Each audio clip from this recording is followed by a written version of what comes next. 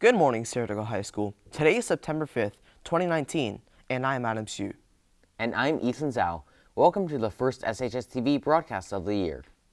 With the retirement of P-Rob at the end of the last school year, this year we have Mr. Louie as our new principal. We had a quick interview with Mr. Louie to get to know him better. Here's more. I started teaching at Silver Creek High School in 1997. Then I started as an administrator at Santa Teresa High School in 2004. I'm a Niner fan, so I have season tickets and I go to the Niner games with my son and some friends. I like to read. I like to watch my kids do their different things. So my son's a freshman at Pioneer High School and is playing water polo. My daughter is a 7th grader at John Muir Middle School and she does jiu-jitsu. I plan to bring my best effort and always do what I can to support students for their best interests. I coached football and baseball when I was at Silver Creek, and my teams were pretty successful. We won a handful of different league championships. It's been fantastic.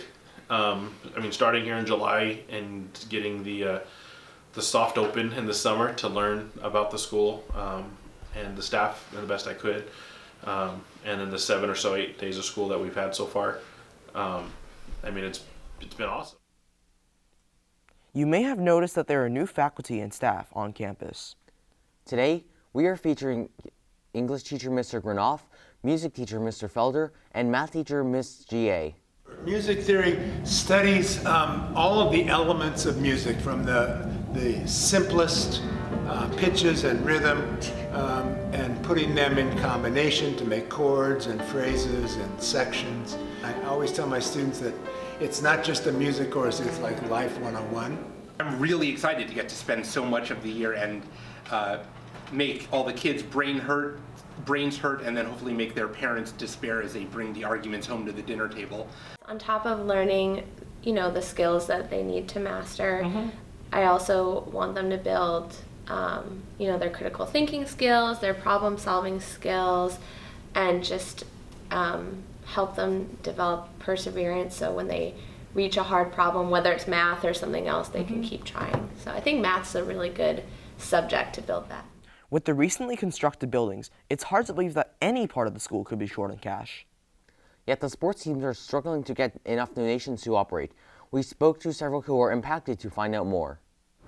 They changed the way that it works, so now they can't require money, they have to request the money, so we're really low on funding. It's good for the people who actually have to pay, because people who can't afford and families who can't afford, their students can still play football or lacrosse, whatever it is, but we're not getting enough money now, so we're losing out on things. I don't think there's anything that the school can really do. I just think that some families, if it's possible, they can donate for more than just their students so that others can play. I think there should be more events at school that take place that funding can be happening at. So we had to find, last year we finished about $1,500 in the black, and we had to make a number of tough calls. We made teams have to fundraise for their own busing and pay for a lot of their things, and part of that was to find a model that worked. So what we're doing now is we are forcing each team to raise the money they need to run their program per year. This year, the College Board has made changes to the AP exam registrations. We reached out to Mr. Safin to learn more about this. So the College Board has implemented a new policy this year for all students wishing to take AP exams. The crux of the change is that they have moved the timeline for registration up about 4 months. Historically, we'd registered students in a late January, early February timeframe, and now we're looking at a September timeframe. In terms of the motivation for the policy, the College Board's answer to that would be historically, for students who register early and commit to taking the test, they've seen better exam results. We don't know if that will happen because we have to see how the results go. Our students historically have done well on the exams. This past year, we passed at about a 94% rate, but we believe with a lot of information put out, students will be able to adapt and we'll get the same number of registrations. Hey Ethan, what do you do to relieve stress? Oh, not much. Just riding around on my skateboard. Really? No, I'm just kidding. But speaking of skateboards, administration is considering adding a rack to the school to accommodate our skaters.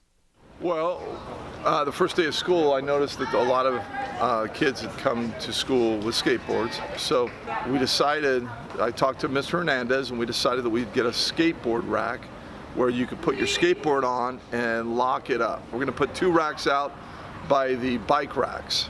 They hold 8, 4 on each side. And the students will have to bring their own lock to put on the skateboard rack. For SHSTV, this has been Ethan Zhao. It's great to be back. And Adam Sue, thanks for watching, and we will catch you next week.